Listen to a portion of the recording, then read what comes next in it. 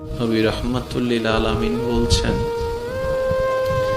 বান্দা যখন সিজদায় যায় কপালটা তার মাটিতে লাগে না, রহমানের দরবারে গিয়ে লাগে। আফসোস আমাদের জন্য সেই সিজদাকে না বুঝার কারণে। আপনাদের মসজিদেও হয়তো অনেকবার আপনারা লক্ষ্য করেছেন, রুকুতে না হয় সিজদাতে না হয় বৈঠকে ইমাম যদি কোনো রকম একটু দেরি করে, 5-10 সেকেন্ড যদি একটু সালাম ফিরাতে দেরি করে কিংবা উঠতে দেরি করে, পিছন থেকে একটা কাশি নামক মিসকল চলে আসে। কাশি নামক মিসকল চলে আসে, ও ভাই তুই কাশলি কেন, তোর কি জক্কা হয়েছে? বলে যে না, ঠান্ডা লেগেছে। না তো কাশলি কেন? বলে যে হুজুরকে একটু সিগন্যাল দিলাম। কিসের সিগন্যাল? বলে যে আমার 3 তাসবিহ শেষ হয়েছে। হুজুর আপনারটা শেষ হলে আপনি এবার তুলতে পারেন, আপনি এবার মাথাটা তুলতে পারেন, আপনি এবার মাথাটা তুলতে পারেন। হুজুর আমার তাশাহুদ শেষ হয়েছে, দরুদ শেষ হয়েছে, আপনার শেষ হলে আপনি এবার সালামটা ফিরাতে পারেন। কিরে ভাই, নামাজ তো মওলার সামনে দাঁড়ানোর একটা সুবর্ণ সুযোগের নাম। নামাজ তো গুনাহ মাফের একটা জারিয়ার নাম। নামাজ তো রবের রহমত পাওয়ার একটা জারিয়ার নাম। এখানে এসে তুই তাড়াতাড়ি করছিস কেন? বলে যে আফসোস, আমি নামাজটা জেনেছি, বুঝার মতো বুঝতে পারিনি। জেনেছে তারা শুধু সপ্তাহে জুমার দিন যায়, আজকে যেমন গিয়েছে 2 রাকাতের জন্য। আর যারা নামাজ বুঝতে পেরেছে তারা তো 5 ওয়াক্ত পড়ে পড়ে, হাজার ব্যস্ততার মধ্যে রাতের ঘুমটাকে হারাম করে গভীর রাতে তাহাজ্জুদ নামাজে দাঁড়াইয়া যায়। কাউকে টেনে মসজিদে আনা যায় না। ওরা হচ্ছে জান্নেওয়ালা, আমার মতো আপনার মতো। আর যারা নামাজকে বুঝতে পেরেছে, নামাজের স্বাদ বুঝতে পেরেছে, নামাজের মজা বুঝতে পেরেছে, রুকুর মজা বুঝতে পেরেছে, সিজদার প্রশান্তি বুঝতে পেরেছে, তাদেরকে টেনে সিজদা থেকে তোলাও যায় না। সেজন্য এখন আপনারাই সিদ্ধান্ত নেন, কি জানার তলে থেকে ঝগড়া করবেন নাকি বুঝার তলে থেকে মওলার সাথে প্রেম করবেন। আপনাদের ব্যাপার, আপনাদের ব্যাপার, আপনাদের ব্যাপার, যার যার ব্যাপার। সব একটা কথা বলি, আল্লাহ আমাদেরকে দুনিয়াতে যতটুকু বিষয় দান করেছেন, অর্ধেক হায়াত শেষ, বাকি আছে আমাদের অল্প একটু। ভাইয়া ভাইয়া একটু বাকি আছে, আমারও আপনারও, আমাদের সবার। মরার সময় অন্তত এমন কিছু রেখে যেন না, যেন এলাকার মানুষ আপনার মৃত্যুর সংবাদটা শুনে আলহামদুলিল্লাহ বলে। এমন কিছু রেখে যেন না, যেন আপনার ছেলেরা, আপনার নাতিরা আপনার নাম শুনলে যেন লানত দেয়। এটা জীবন নয়, এটা জীবন নয়, এটা জীবন নয়।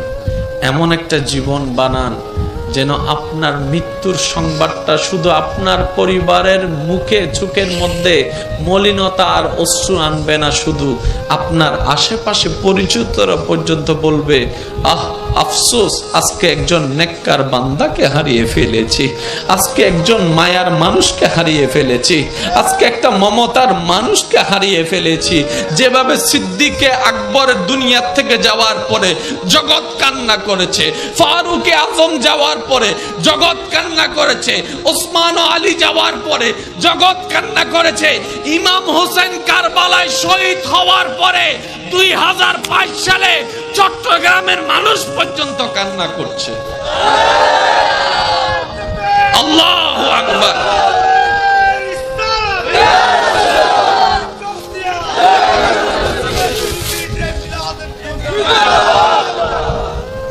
কে দিছে? কে দিছে এটা? মাশাআল্লাহ, মাশাআল্লাহ, মাশাআল্লাহ, আলহামদুলিল্লাহ। আমি রাখছি, সবাই বলেন একবার মারহাবা। তাহলে একটার নাম জানা। অনেকে বলবেন হুজুর এই জানা এবং বুঝা শব্দ নিয়ে এতক্ষণ সময় পার করে দিলে কেমনে হবে? ভাই জানতে বেশিক্ষণ লাগে না, বুঝতে একটু সময় লাগে। এবার আসেন জানাটা হয় কোন জায়গায়, বুঝাটা হয় কোন জায়গায়। মনোযোগ, মনোযোগ আছে। এবার আগে একটা কথা আমি শুনতে চাই, ওলামায়ে কেরাম এবং মুরব্বীরা যারা স্টেজ আছে আপনারা কেউ রেসপন্স দিবেন না, শুধু আমার ভাই যারা আছেন রেসপন্স দিবেন। সফল হতে চান না ব্যর্থ হতে চান? আরেকটু জোরে। কবর কি অন্ধকার বানাতে চান না আলোকিত বানাতে চান? হাসরে কি বেইজ্জত হতে চান নাকি ইজ্জত পেতে চান? জাহান্নাম পেতে চান না জান্নাত পেতে চান? আর এই সবগুলা পাওয়ার জন্য একজনকে খুশি করতে হবে, তিনি কে? সুতরাং আল্লাহকে যদি খুশি করতে মনেই চায় তাহলে কিছু কাজ করতে হবে, কিছু কাজ বাদ দিতেও হবে। এমনি তো আর হবে না, কিছু কাজ করতে হবে, কিছু কাজ বাদ দিতে হবে। এবার আসেন, জানা আর বুঝা। আমরা জানি কোন জায়গা থেকে আর বুঝি কোন জায়গা থেকে, এই জিনিসটা একটু আইডেন্টিফাই করার দরকার। আচ্ছা আচ্ছা, এটা কি? আমি তো কিচ্ছু বলিনি, আপনারা বললেন সবাই মোবাইল, কিন্তু কেউ এটাকে লাইট বললেন না কেন? শুনুন, এই জিনিসটা সর্বপ্রথম যখন আপনি দেখেছেন জীবনে, কখন দেখেছেন আপনার মনে নাই, কিন্তু যখনই দেখেছেন চিনেছেন, এটাকে মোবাইল নামে আপনি চিনেছেন, পরিচয় করনেওয়ালা মোবাইল নামে পরিচয় করে দিয়েছিল। ওই দিন থেকে আপনার চোখের ক্যামেরা সেটাকে ছবি তুলেছিল। ওই চোখের ক্যামেরাটা ছবি তোলার সাথে সাথে সেটা মেমোরি কার্ডে সেভ হয়েছে। আর মেমোরি কার্ডে সেভ হওয়ার সময় এখানে লেখা ছিল মোবাইল। সেজন্য আপনার ব্রেন যতদিন ঠিক থাকবে আপনাকে জিজ্ঞেস করার সাথে সাথে আপনি মোবাইল বলবেন। যেদিন এটা নষ্ট হয়ে যাবে, যখন সব সফটওয়্যার সবগুলো আউলা জাউলা হয়ে যাবে, মেমোরি কার্ড যখন ফরম্যাট হয়ে যাবে, সেজন্য পাগলকে বললে পাগলে চিনে না, কই মোবাইল দেখাইলে সে বলে যে লাইট, লাইট দেখাইলে বলে মাইক্রোফোন, মাইক্রোফোন দেখাইলে বলে বলি গড়ি। ব্যাপারটা কি?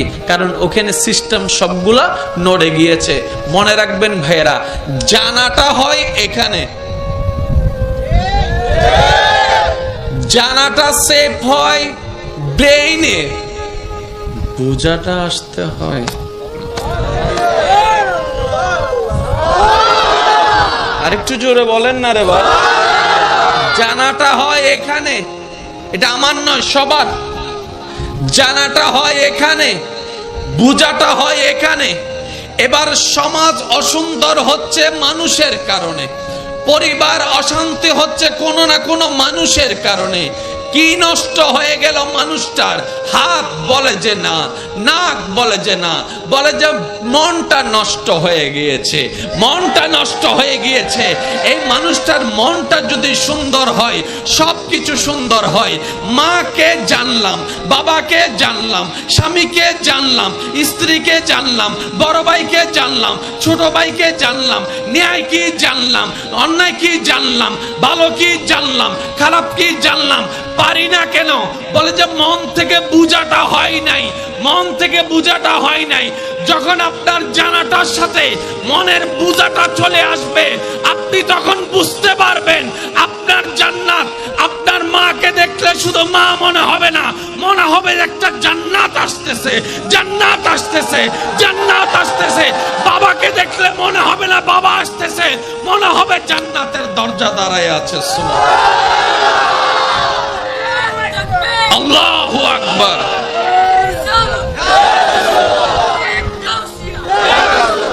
এবার একটু খেয়াল করবেন, ভালোবাসা ছাড়া সংসার হয়?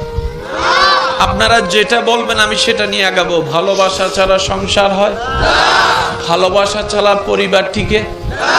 ভালোবাসা ছাড়া আপনার ব্যবসা টিকবে? ব্যবসার প্রতি যদি আপনার ভালোবাসা না থাকে, শেষ। কারণ 9টার দোকান আপনি খুলবেন 3টায়। কাস্টমার একটা আসছে, আপনার ওই বোরিং লাগছে, ব্যবসা ব্যবসা। তাহলে ভালোবাসা ছাড়া ব্যবসা টিকবে? আপনার যে চাকরি করেন সে চাকরির প্রতি আপনার যদি ফিলিংস কাজ না করে, চাকরিতে যাওয়ার ইচ্ছা থাকবে না, না গেলে 3-4 দিন আপনার চাকরি শেষ। তাহলে ভালোবাসা ছাড়া চাকরি টিকবে? জোরে বলেন না, ভালোবাসা ছাড়া চাকরি টিকবে? আপনাদের ঘরে যারা রান্না বান্না করে আপনাদের জন্য, আজকে গিয়ে ওনাকে একটু জিজ্ঞেস করবেন, ও মা, ও বউ, ও বোন, এই যে গরমকালে তুই গরমের মধ্যে তুই যে আগুনের সামনে বসে রান্না করিস, তোর কি কষ্ট হয় না? এত কষ্ট তুই সহ্য করিস কেন? তখন স্ত্রী বলবে, স্বামী তোমার জন্য, স্বামী তোমার জন্য, স্বামী তোমার জন্য। মা বলবে, সন্তান তোদের জন্য করি, তোদের জন্য করি। বোনে বলবে, ভাই তোদের জন্য করি, কারণ আমি তোকে এখান থেকে ভালোবাসি, এখান থেকে ভালোবাসি। ওই ভালোবাসার যখন অনুভব হয়, গরম আর গরম লাগে না, গরমের উপরও শক্তিশালী হয়ে যায় ভালোবাসা। এবার আমি আওয়াজ দিব, সবাই আমাকে ফুল ভলিউমে আওয়াজ দিবেন।